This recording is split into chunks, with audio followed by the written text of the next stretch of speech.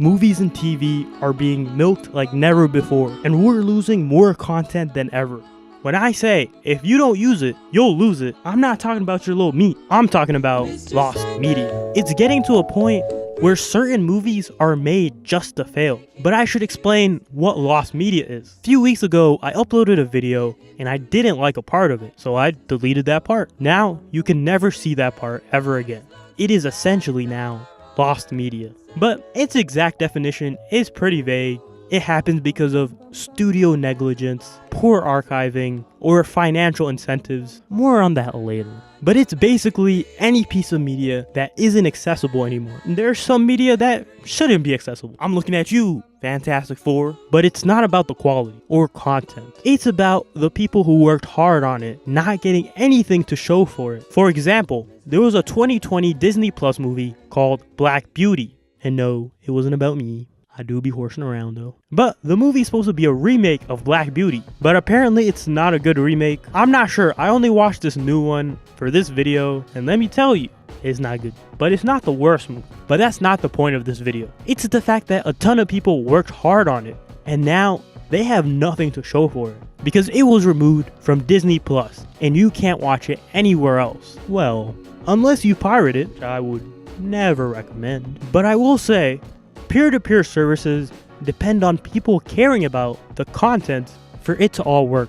And not many people care about it, so it might become lost media one day. But the internet is obsessed with lost media. The amount of subreddits, forums, and online communities dedicated to finding lost media is crazy. People doing investigative journalism for a deleted scene, only to find out it was fake. Actually, most lost media stuff is unconfirmed rumors and just some random guy on the internet saying it, with titles like The Darkest Lost Media Ever Told, Number 10, Herobrine is actually black, or SpongeBob cheated on Patrick with Mr. Krabs.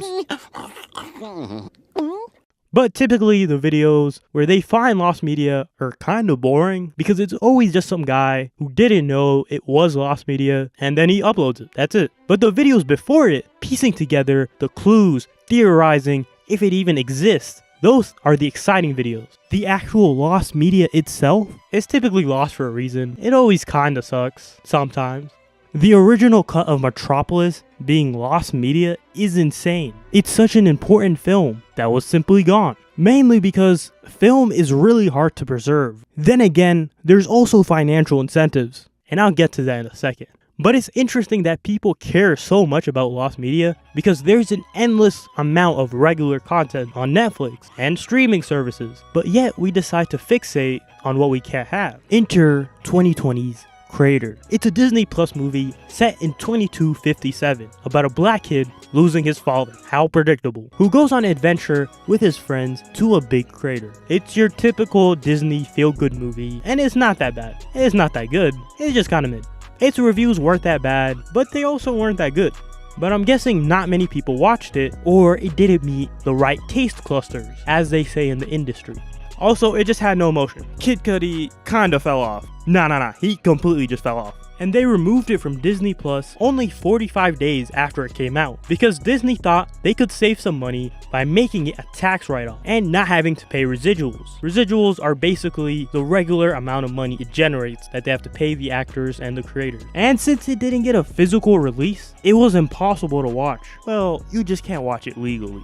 But it's not completely uncommon for streaming services to remove stuff. We do live in the worst timeline after all. It is insane that they removed a $54 million movie after only 1.5 months. At least Black Beauty was on Disney Plus for 900 days. Probably because it's like half the budget. Also, that number is based on the US Disney Plus. I have no clue about other regions. But the twist is, Disney brought Crater back to digital. So now it's on Amazon and iTunes and whatever. Mainly because of all the fan backlash. Showing that there was actual people that really enjoyed this. After that, more people actually watched it because of the perceived scarcity of Crater. And yes, it's a good thing that Crater came back, but it sets a dangerous precedent. If Disney didn't bring it back, they would have saved money. But since people became mad, more people watched it. Either way, they win. Because with the internet and storage innovations, there's no reason they can't archive it. So this was all done to make a quick buck. So what can we do about it?